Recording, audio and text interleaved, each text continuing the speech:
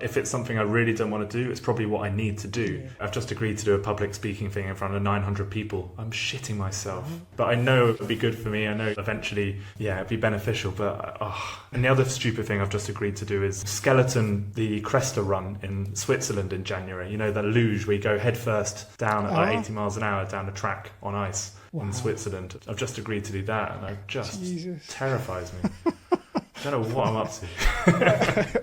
Have you done anything like that before? No, nothing. It is, again, an amateur thing, completely. So this happened 2010, I think, wasn't it? So I think that was quite an eventful year for you, wasn't it? You met your wife, you sailed Canada to, was it Chile or something? And then obviously you had the sad passing of your mother. So there must have a lot going on in that year. Was that pretty much the catalyst for then getting into the survival business? Yeah, and we moved to Chile. I'll never have more of a vintage year. Walk to the North Pole, sail 8,000 miles across the Pacific, meet your wife, move to Chile. And my mum passing was undoubtedly a catalyst for setting up Desert Island Survival. It gives you a jolt of your own mortality. And after the North Pole, I left the software job. I moved to Chile. I started working in finance for a bit, the only job I could do without speaking Spanish. But again, I was miserable. I was like, look, you've got the suit back on, you're back in the cubicle. What are you up to, Tom? And then, my mum passed, and it was like, come on, life's not a dress rehearsal. You've got one go, mate. What are you going to do?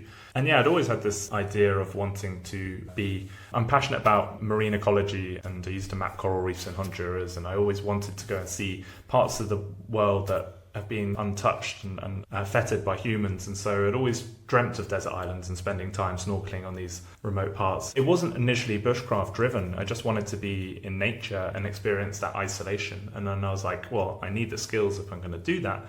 So I found an experience run by the late Ian Craddock, who used to run a company, Bushmasters, in Belize, and we went to, Ian? Well, I don't know Ian, but I've interviewed Anders Anderson, a great guy. Yeah. So, he's come up. Anders is brilliant. Yeah, and I'm hoping to... He runs stuff in Guyana. Yeah, I'm hoping to get down to Guyana we'll come on to your stuff later as well, but sorry to interrupt, but he was telling me a little bit about Bushmasters, and Ian sadly no longer with us. Yeah, no, Ian did some great stuff. He was quite a pioneer in this space. He used to train the British SAS in jungle survival, and he used to run these desert island survival experiences in Belize, and I went on it. It was good, but it wasn't exactly what I was looking for. It wasn't that isolated. There were lights on the horizon. It wasn't the most beautiful island.